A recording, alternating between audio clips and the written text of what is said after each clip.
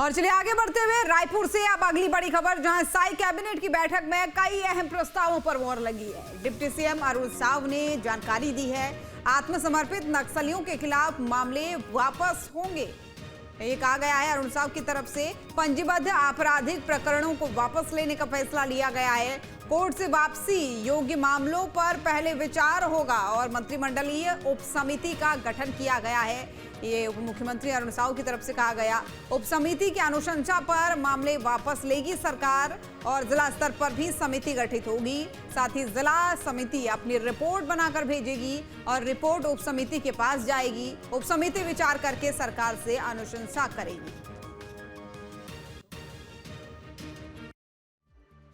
मंत्रिपरिषद ने आत्मसमर्पित नक्सलियों के विरुद्ध दर्ज प्रकरण की समीक्षा एवं परीक्षण के लिए जिन्हें न्यायालय से वापस लिया जाना है, मंत्रिपरिषद उप समिति के गठन की स्वीकृति दी है।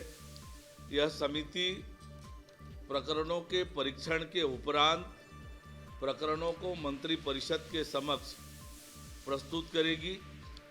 यह निर्णय छत्तीसगढ़ शासन द्वारा जारी छत्तीसगढ़ नक्सलवादी आत्मसमर्पण पीड़ित राहत पुनर्वास नीति 2025 के प्रावधानों के अनुरूप है, जिसके अंतर्गत आत्मसमर्पित नक्सलियों के अच्छे आचरण और नक्सलवाद उन्मूलन में दिए गए योगदान को ध्यान में रखकर उनके विरुद्ध दर्ज प्रकरणों के निराकरण पर विचार का प्रावधान है।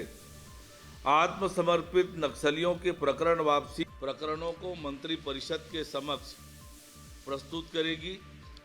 यह निर्णय छत्तीसगढ़ शासन द्वारा जारी छत्तीसगढ़ नक्सलवादी आत्मसमर्पण पीड़ित राहत पुनर्वास नीति 2025 के प्रावधानों के अनुरूप है, जिसके अंतर्गत आत्मसमर्पित नक्सलियों के अच्छे आचरण और नक्सलवाद उन्मूलन में दिए गए योगदान को ध्यान में रखकर उनके विरुद्ध दर्ज प्रकरणों के निराकरण पर विचार का प्रावधान है।